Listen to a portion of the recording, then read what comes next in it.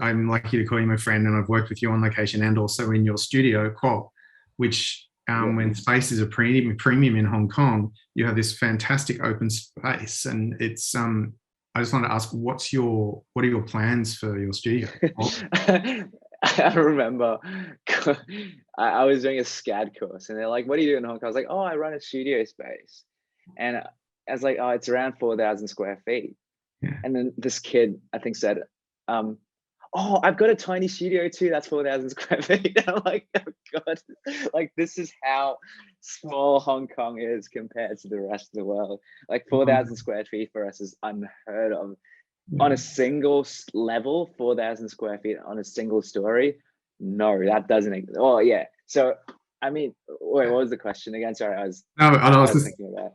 I was just going to say, the clients that have walked in, I've been there, and they go, "Oh my god!" Because it's such an open space, a great big cyclorama, and I just said, "What are your plans for that space as far as photography or video?" It's got a recording Yeah. studio. Yeah. Yeah, well, the whole space is set up very Tadao Ando style. It's very. Mhm. Did I just use a really anglicized way to say Ando? Ando. Sorry. He's.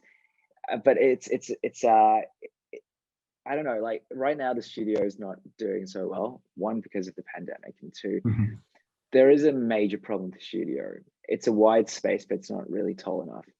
Okay. So when you say what plans I have for the studio coming up, I am planning, because I mean, just being realistic, to transform it into more of a multifunctional space. Mhm. You've got, because people can use it for art galleries, people can use it for events.